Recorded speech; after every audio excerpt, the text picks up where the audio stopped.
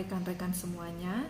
Nama saya Yeni Syahadatun, NIM 21222469. Di sini saya akan presentasi tentang konstitusi. Untuk yang pertama, yaitu pengertian konstitusi.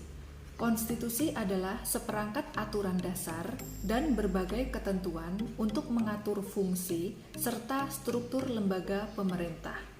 Untuk Konstitusi Negara Republik Indonesia adalah Undang-Undang Dasar tahun 1945.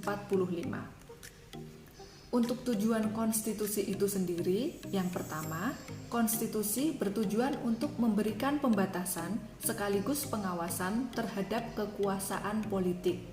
Yang kedua, konstitusi bertujuan untuk melepaskan kontrol kekuasaan dari penguasaan sendiri. Yang ketiga, konstitusi bertujuan untuk memberikan batasan-batasan ketetapan bagi para penguasa dalam menjalankan kekuasaannya.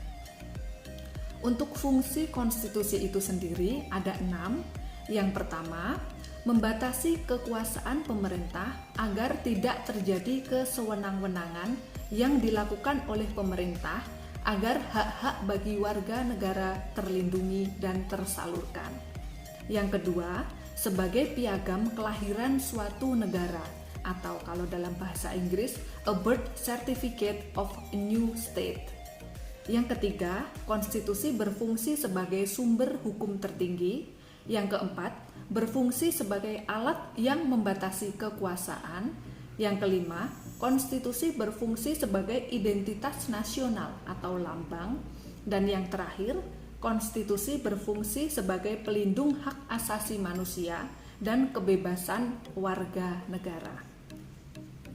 Untuk macam-macam konstitusi di sini ada 2, yaitu konstitusi tertulis.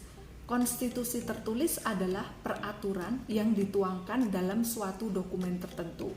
Yang kedua, yaitu konstitusi tidak tertulis. Untuk pengertian konstitusi tidak tertulis adalah suatu peraturan yang tidak diterangkan dalam suatu dokumen tertentu yang terpelihara dalam ketatanegaraan suatu negara. Untuk sifat konstitusi itu sendiri ada 6. Yang pertama yaitu fleksibel atau luas. Itu konstitusi bila perubahannya mudah dan tidak diperlukan cara yang istimewa. Yang kedua rigid atau kaku. Konstitusi bila perubahannya sangat sulit dan diperlukan cara yang istimewa. Yang ketiga, konstitusi tertulis apabila ditulis dalam suatu naskah atau beberapa naskah. Yang keempat, konstitusi tidak tertulis itu ketentuan yang mengatur suatu pemerintahan tidak tertulis dalam suatu naskah. Biasanya diatur dalam undang-undang biasa.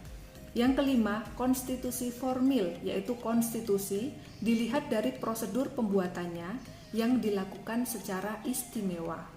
Yang terakhir, konstitusi material, yaitu konstitusi yang dilihat dari isinya dan biasanya menyangkut hal-hal yang bersifat pokok. Demikian presentasi mengenai konstitusi. Terima kasih dan semoga ilmunya bermanfaat untuk kita semuanya.